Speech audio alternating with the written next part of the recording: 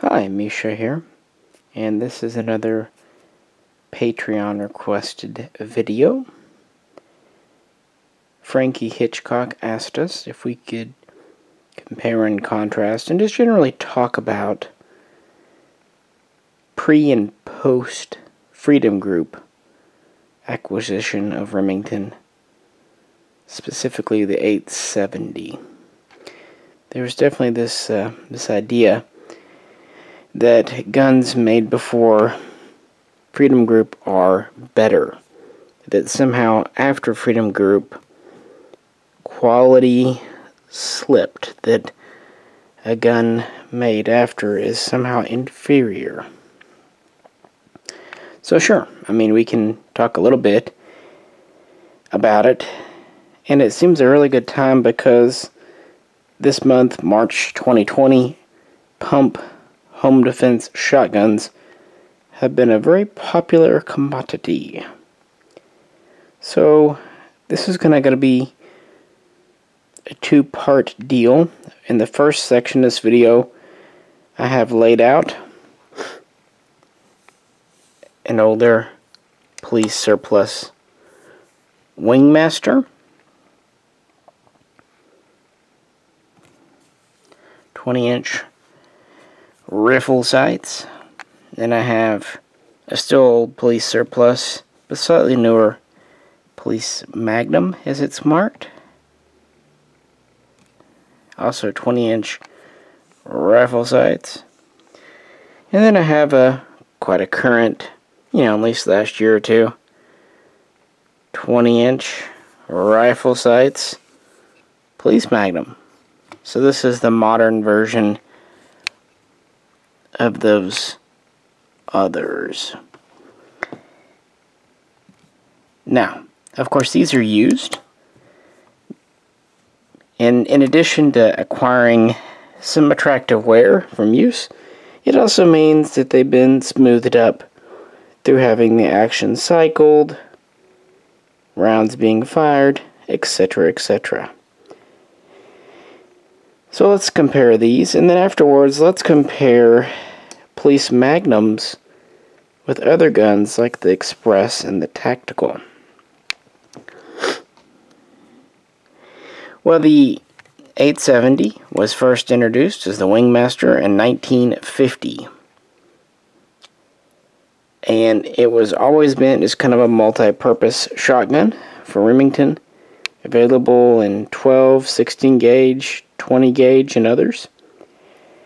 While sporting was a big concern from the very get-go, they did have a military or police version at that time called the Riot, the 870R. Then in 1955, they went to 3-inch Magnum. Originally it was just 2 3/4. In 1955, they introduced the 870 Magnum. They were just marked Magnum at the time. Later, police would be added to the name to distinguish it from Wingmasters. There would also be a military version, first purchased in 1969 by the Marine Corps. Also, I believe the Navy used some, known as the Mark I. And these are very popular shotguns. By 1966, they'd made 1 million. And by 1984, they had upped that number to 4 million.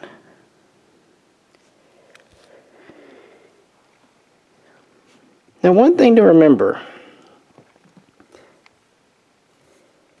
When the Wingmaster came out, the cheapest version was $69, $70, with most versions being $80 to $100, although some fancy pants versions were hundreds of dollars, even over $500. That sounds really affordable by today's standards, doesn't it? Before doing this video, I plugged it into an inflation calculator. $70 in 1950 is equivalent to $751 in 2020. Keep that in mind. That would put it in the highest tiers of pump, non-trap, non-over and under shotguns.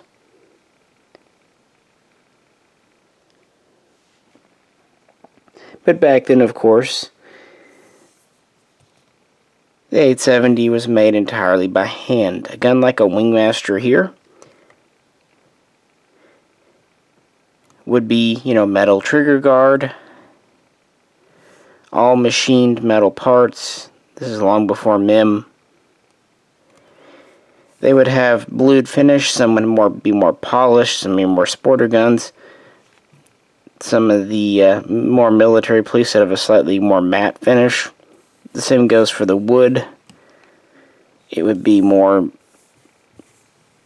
straightforward versus what was on sporting guns, but you get the idea. And when you move into the Police Magnum, they kept the same lines.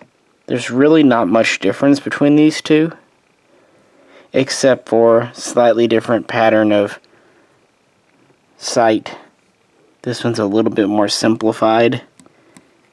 This one's a little more kind of like a buckhorn style, flares out and has a little more of a notch at the top.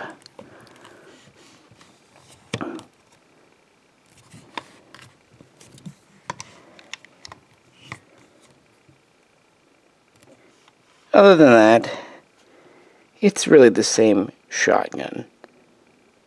What about compared with a modern Police Magnum? Let's flip these over. Of course, these have blued receivers. You'll notice a bolt in the white on these. Whereas on the newer gun, it is blackened to match the rest of the receiver, which is a mil-spec style phosphating. Now you might think that's an economy, but it's really not. They do still do runs of blued guns in the Police Magnum line, and they still even retain the polished bolt. And they don't even really cost any more than the Parkerized version. However, bluing, while attractive, is far more susceptible to scratches and scuffs, and most importantly, rust, pitting. Parkerization, phosphating, while not as attractive, is more durable. And that really, to me, kind of sums up the newer guns versus the older. Like, these stocks are made by Speed Feed. Yes, they're polymer, but they're solid polymer. It's not hollow.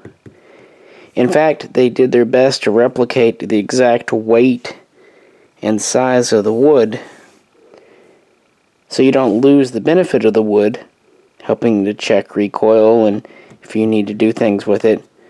But polymer like this is going to be much more resistant to the elements and frankly just more practical. The current police guns still have a metal trigger guard. A lot of people make a big deal out of these trigger guards, but actually they're an aluminum alloy, even on the older ones. So while it's metal, it's not solid steel. But these all do have steel receivers, and they seem pretty much identical. The only difference is really, if you look at an older gun, there's a little bit of ribbing up here for anti-glare. On a phosphate gun like this, it already has more of a matte finish, so they really don't do that.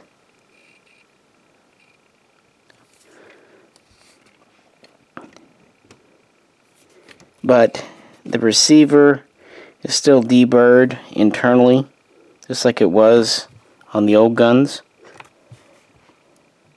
The sights are virtually unchanged, especially from the Police Magnum to this. These are very smooth elevators, especially the mag tube. But then again, it's hard to say if they started off that way because they're new. I mean, they're used. This one's new, and it's phosphate, not blued, so it's going to be a little grittier, but it's not bad. All of them have the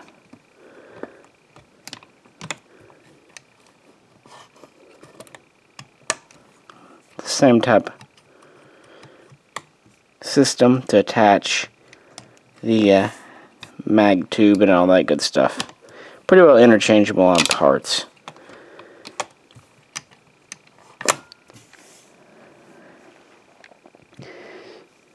So really, looking at Police Magnums today, they don't seem to have a noticeable decrease in quality, to me. And I've sold several over the years, but of course, that's not even a drop in the bucket compared to the over 10 million they built to date. And the majority are not Police Magnums. There are, of course, other models like the Express. So let's look at something like that, as that might give a little better indication of what people are kind of thinking these days. So if a Wingmaster was $700-800 in today's money back in the 1950s, why can you get a Remington today for as cheap as $300? Well, after crossing the $4 million price point in 1986, the 870 Express was developed and released to market the following year. This is an economy model, hence the name Express. Now this is a tactical, technically, but it's basically an Express built for, well, tactical use.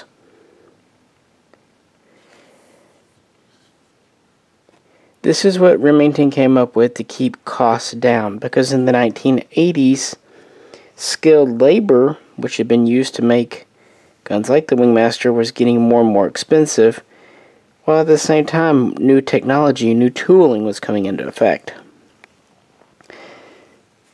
The Express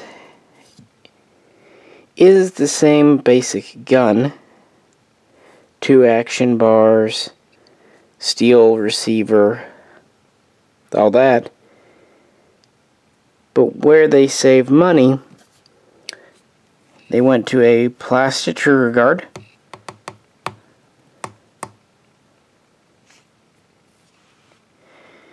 they also changed up how the barrel attaches the end piece, the magazine tube,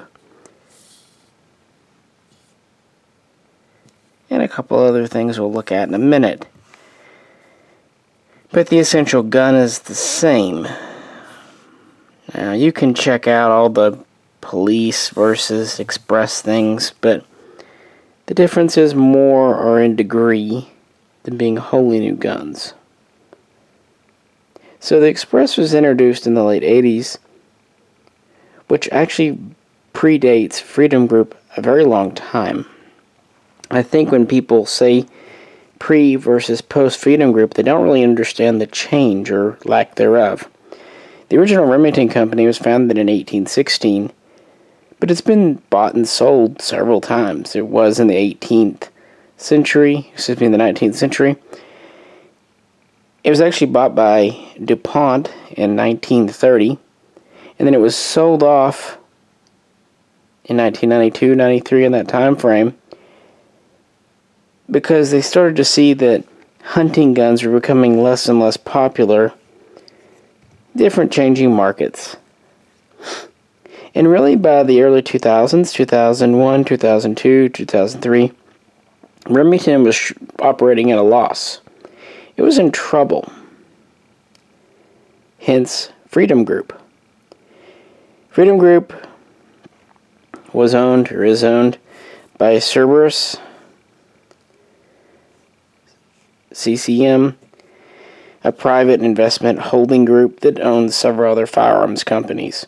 They had previously acquired Bushmaster in 2006, and they picked up Remington halfway through 2007. They've also picked up several other brands, having 14, 15 total. It's worth pointing out that a lot of others like H&R, Marlin, DPMS are also under Freedom Group. The thing is, it's not really clear how much being owned by Freedom Group impacted Remington's quality. If anything, it probably helped it, because it had been operating in a loss for a number of years, and Freedom Group injected capital into Remington, which allowed them to train more people, hire consultants, replace worn out or outdated tooling with new tooling, etc., etc. And for a time they started to show profit again, which can only be a good thing for a company. And in 2009, as they widely publicized, they crossed the 10 million number for Wingmasters, and a lot of those were Expresses, or variants of the Express, like the Marine Magnum or the Tactical. They were affordable, they were sold at Walmart, but they were not exclusive. You can still buy, even to this very day, not only Police Magnums, but even the classic Wingmaster. Well, this is the Police Magnum too, but anyway, you can still buy all three models. It's just how much money do you want to pay. Today, a Wingmaster and a Police Magnum are very similar. Both have metal trigger guards, both have all machined, all milled parts inside. Both are pretty well polished, like the chambers, the bores, even the outside of the receiver, the insides especially. And so really the only difference, a Wingmaster is more of a sporting gun today. More polished wood, more checkering, slicker finish, whereas the Police Magnum is more of a duty gun. Very similar, and both kind of in the $500 to $600 price range. The Express, your basic Express, is around $300. A tactical model like this with a few upgrades is around $400, $450. Some of the tacticals are up to $500 if you put a folding stock on them, but yeah. Some differences between like a Police or Wingmaster and an Express. Pretty famous. The Express uses an extractor made from metal, but it's machine injected. It's MIM. They also have a cheaper finish. It's kind of a powder coat.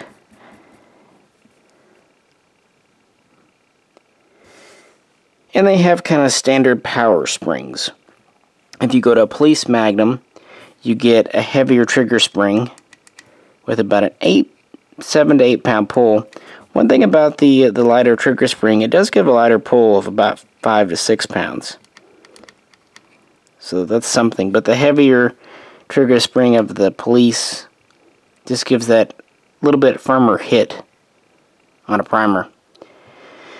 Also, the spring for the elevator, pretty standard, fine on a Express, but on a Police gun, it's quite a bit stronger for a sure lift. This is what they say for heavier 3-inch Magnum shells. An Express will shoot 3-inch Magnum, but yeah, the Police. Also, the spring in the magazine tube is quite a bit lighter feeling. Fewer coils on the Express versus the Police. Now those things you can change except for the finish. But we talked about the top of the receiver. You know, on the older guns it's got the ribbing. With the newer ones, they've mostly done away with it. They still might do it on the blued models, but most of them it's just got the groove. Well, on the Express, it's just kind of flat up here, even more simplified. Now this particular model comes from the factory drilled and tapped, so you'll see those holes, but otherwise it's just a flat top receiver. It's the same steel receiver, but that's been simplified. Also, it doesn't go through the deburring process, which can give a rougher inside. One of the biggest differences, though, has to do with the magazine tube and barrel attachment. Here's an older Police Mag, same as a Wingmaster, pretty standard. But on the express types, you have this thing. And even the end piece is simplified.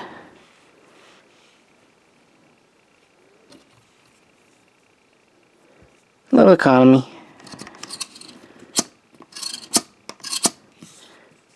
This is plastic. Sticks out to lock that on. This is actually metal. It's a snap ring. Interestingly enough, this one actually has internal threads with removable chokes and comes with a breech. Neat feature. So there are definite shortcuts taken with the Express, which do lead to problems, not problems, but rougher feeling guns, which can lead to problems. Guns like the police gun go through a very intensive, at least comparatively intensive, check process. Remington claims they have a 23 check station before these go out the door. They also said they're made in a special part of the factory by gunsmiths. The Express gun, on the other hand, only goes through basic checking and is mass-produced on an assembly line. Things are going to slip through, but on the other hand, it is much cheaper. My point to all of this, besides just showing them, is when people say that pre versus post Freedom Group, what are they comparing? If you have a pre-Freedom Group Police Magnum and a post-Freedom Group Express or Tactical, yes, that pre is going to be nicer. But if you have a post-Freedom Group Police Magnum and a pre-Freedom Group Express, well, I would definitely tell you I'll take the new gun, because there was actually very much a pre-Freedom Group 870 Express that crapped out on me years ago. It was around 2000, 2001. I ordered one that came in so broken from the factory, they just had to completely replace it. It was the mag tube, it was just completely goobered up. But they replaced it, and that's what happens. And that was definitely long before Freedom Group got their mitts on them. And in fact, a lot of the most egregious things, like the weird safety and stuff, came long before Freedom Group. So I think people just kind of assume that Freedom Group is when all these negative changes happen. They don't like all the changes the Express introduced. They want all of the good things of a Police Magnum, but when it comes time to pay, most people would rather pay $300 or $400 for an Express or Tactical than they would $500 or $600 for a Police Magnum. And I really can't say they're wrong for that, because at the end of the day, the only real differences are some more powerful springs and a different magazine attachment system and a metal versus plastic trigger guard. As far as how they shoot, the Express might start off rougher with a few more burrs inside, but you know what's a good deburring method? Shooting a gun. You shoot a gun a little bit, it kind of deburrs itself most of the time. So it's just kind of up to you. So if you're going to compare, you really need to compare apples to apples. Compare, say, a 97 Express to a 2017 Express to give a more accurate result. So with that said, to answer your question, Frankie, do I think that Remingtons took a really big dip in quality after being acquired by Freedom Group? No, I really don't. If anything, they took a dip in quality in the 90s long before the Freedom Group, and I actually think their quality might have gotten a little better post-2007, 2008. You have to remember, when a company gets acquired, it takes time for changes to go into effect. But at the end of the day, Remington was still Remington. Yes, it was owned by someone else, but it's been owned by someone else for well over 100 years. And there's nothing wrong with that. Any modern company is pretty much owned by some other company. That's kind of the nature of business these days. I mean, heck, Remington owns Marlin. And then Remington in turn is owned by Cerberus. But they have said they're going to get out of the game post Sandy Hook, but while the name changed to Remington Outdoors in 2015, Cerberus is still involved. 2017, again, after some decent years, Remington was showing losses. Then coming into 2018, they filed for bankruptcy, but after kind of a shareholders meeting, they did some finagling, corporate restructuring. I don't pretend to know or frankly give a crap about business. They moved things around. And then by May of 2018, they pulled themselves out of bankruptcy, no longer claiming. So moving into 2020, they're not in bankruptcy again. We'll see. So if you're going to compare them, you really have to compare Police Magnums to Police Magnums. And if you don't want an Express, if you don't want the MIM part, if you don't want the plastic trigger guard, you can still buy very nice Wingmasters or Police Magnums. And I've sold a lot of those, and they're still nice guns. And I'll just leave by saying what I've said in many live video things, Q&A sessions. Keep in mind survivor bias. If there was a defective gun in 1960 or 1970, we wouldn't know about it today. There wasn't internet back then. It was either repaired, sent back to the factory, or just junked. So it's just lost to history. So Grandpa's old Wingmaster that you love, of course, it's a great gun. But for those, how many were not great back in the day? And obviously with 10 million built, there will be some duds, but that also means that 9 million plus are out there doing a good job. Even with the Expresses, most Expresses out there serve very well. There's nothing against them. There's nothing wrong with them. But you know how the internet is. Most people talk a lot more about a gun problem than a good gun for the simple fact there's more to talk about.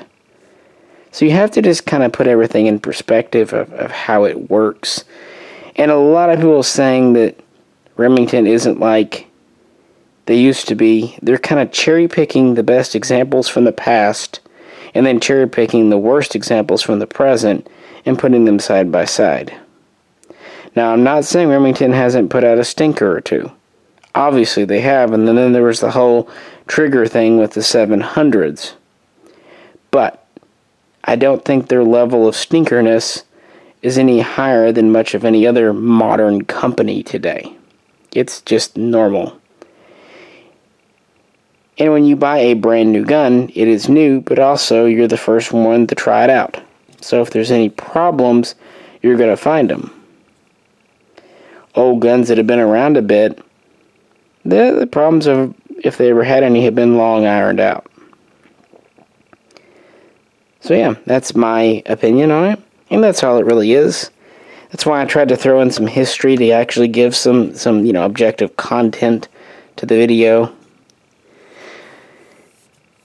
For those who don't know, if you'd like to request a video be made, we have a Patreon. $1 and up, you can help support us, and you can participate in our Q&As or just interact with us. $5 and up, you can request a video like Frankie just did, and do our best to get to them. It usually takes us a little while just because of time, although with recent events I'm kind of here and Jay hasn't been around in a bit, so I have a little more time on my hands, although business has been pretty quick.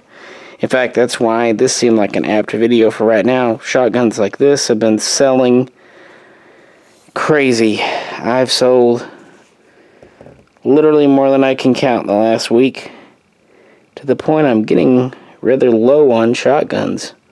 So I thought I'd better do this video while I still had a few to show you, period.